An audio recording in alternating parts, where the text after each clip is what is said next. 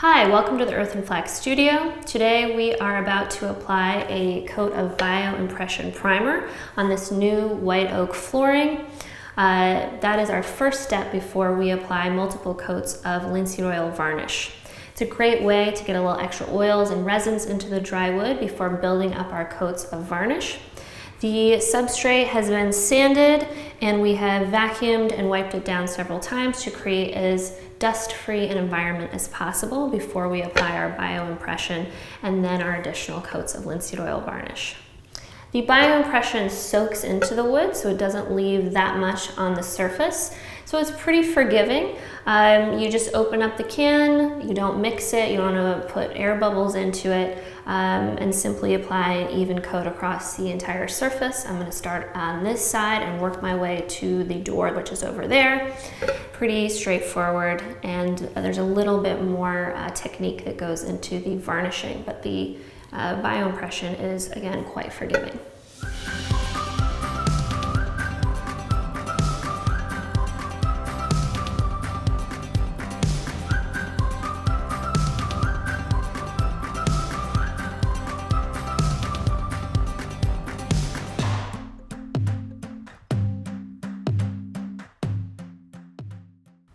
It's been 24 hours and our Bio Impression Primer is fully dry, and I'm about to apply our first coat of Tonkinois Linseed Oil Varnish.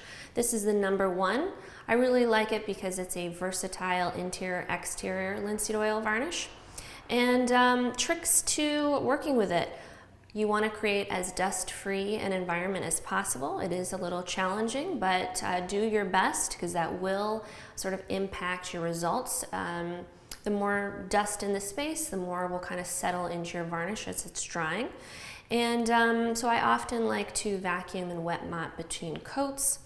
Once that's dry, crack the can, apply an even coat across the entire surface. And don't whisk it or over mix it. We don't want to add air bubbles into the varnish before we do our application.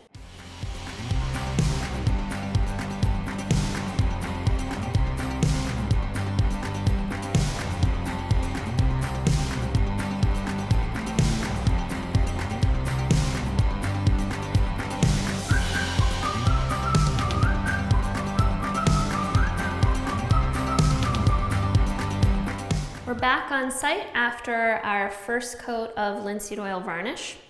It may feel dry to the touch in 8 hours, but I think it's good practice to wait 24 hours between coats. Once dry, I did a quick pass with a 220 sanding block, and that's just to hit any unevenness. Generally, it's going to be a little bit of dust that may settle in your varnish coat, and this is just to create a really super smooth finish. I want to show a little bit of application variation. So today we're going to be using this wide floor varnish brush. And we're going to follow the same application steps as last time as we apply our second coat of linseed oil varnish.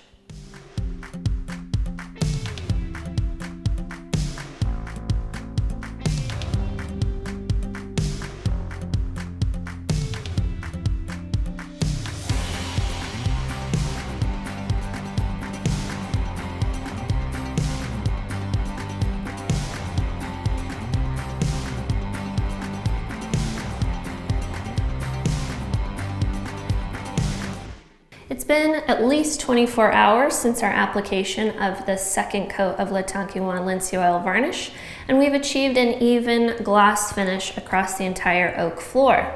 Now for interior applications, I think 2 coats is probably fine, but for exterior applications, I generally recommend at least a minimum of 3 coats to effectively build up that surface protection.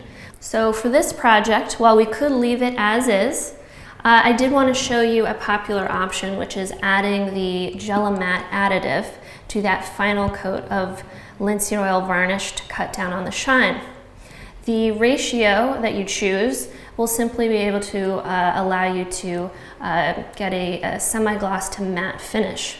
So today we're going to do that. We're going to add the Gelomat to our final coat of linseed oil varnish so you can see what that looks like and what that process is. And again, this is just based on personal preference, whether you want a shiny finish or semi-gloss or matte. Open your linseed oil varnish can. Slowly pour in your Gelomat additive. Follow the ratio suggestions that are listed on the website and come with the Gelomat additive. Here we're doing about a 1:4 ratio for just a slight semi-gloss finish. Stir carefully to avoid adding additional air bubbles. Do not whisk, do not shake the linseed oil varnish can or the Gelomat additive can. As prep before we apply our final coat with the Gelomat, we're going to sand this time with an orbital sander. Again, this is a small project. We're not going to haul a bunch of floor sanders up here. And anytime we do use a sander, we want to do so with caution. We don't want to generate too much heat upon the varnish because this could impact adhesion. We're just doing a light pass to hit any high points, any irregularities in that last coat of varnish before we apply that final coat.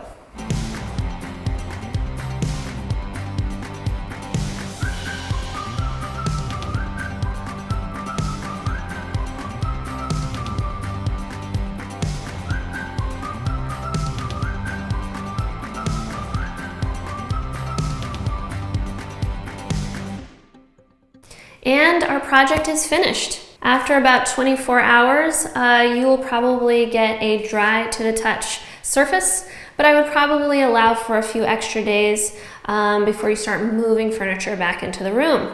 We want that varnish to cure up and harden a little bit more before we add in this sort of heavy traffic. This is one of the hardest finishes in sort of the traditional linseed oil based finishes realm. We just want to give you some ideas and technique for getting the best possible results with the Tonkinois Linseed Oil Varnish. If you have any questions, don't hesitate to email us or leave a comment below.